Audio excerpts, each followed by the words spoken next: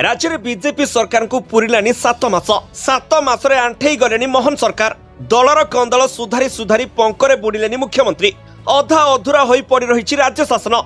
वास्तव में मुख्यमंत्री मोहन माझी अधा गढ़ा मंत्रिमंडल को नहीं बीजेपी विधायक अतिष्ठ हो गले। अनेक दिन धरी मंत्री पद पाइबा एक प्रकार धैर्य हरा हो गले बीजेपी एमएलए। आउ मंत्री पद पाइबा आशारे मुह खोलिबा आरंभ कले दलर अवशिष्ट विधायक।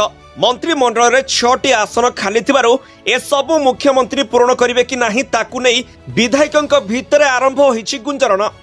तबे किछि दिनर निरवता परे विधायक माने मंत्रिमंडल में स्थान पाइबे कि नाही से नै मुह खोलिछंती। मंत्रिमंडल संप्रसारण हेबो कि नाही से आशारे बहु आशायी विधायक माने रखिछंती भिन्न भिन्न बयान। आउ जहाकु नै उष्ण होईछि राज्य बीजेपी राजनीति। काहेकि होई पारुनी मंत्रिमंडल पूर्ण? मजबूरी ना मोहन को नुआ रणनीति? मुख्यमंत्री मोहन चरण माझी अधा गड़ा मंत्रिमंडल को नहीं मुह खोलिले दलीय विधायक माने।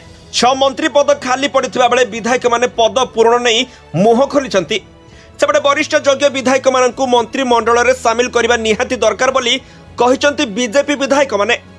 तेबे मंत्रिमंडल पूर्ण हेबो कि नहीं ताहा दिल्ली और राज्य नेतृत्व निष्पत्ति नेबे बोली चर्चा हेउछि। मंत्री पद आशारे थिबा विधायक माने जनक परे जणे धीरे धीरे मोह खोलिबा बीजेपी नेतृत्व उपरे चाप पकाइछि।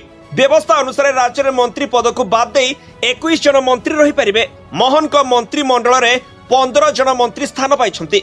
दलर बहु वरिष्ठ विधायक माने मंत्रिमंडल में सामिल हेबाकू आशायी थिबा बेले खला खली भाबरे मुह खोलिछंती। अन्यपटे 7 मास पर बीजेपी मंत्री पद पूर्ण न करिबा और दायित्व बंटन न करिबा नै बीजेपी को कटाक्ष करिछि बीजेडी। बीजेडी विधायक रोमांच रंजन कहिसंती राज्य में एबे अधा गड़ा सरकार चलिछि। मोहन का मंत्रिमंडल में 17टी जिला मंत्री शून्य रही। दलर वरिष्ठ विधायक जयनारायण मिश्र, भास्कर मडई, प्रकाश सोरेन, सनातन बिजुली एवं पद्मलोचन पंडा परी नेता मंत्रिमंडल बाहर अछंती। चर्चा हेउछि नुआ वर्ष में मोहन सरकार पूर्णांग मंत्रिमंडल गढ़िबे।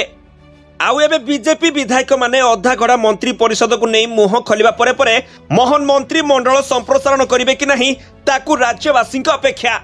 ब्यूरो रिपोर्ट ANI खबर ओडिशा।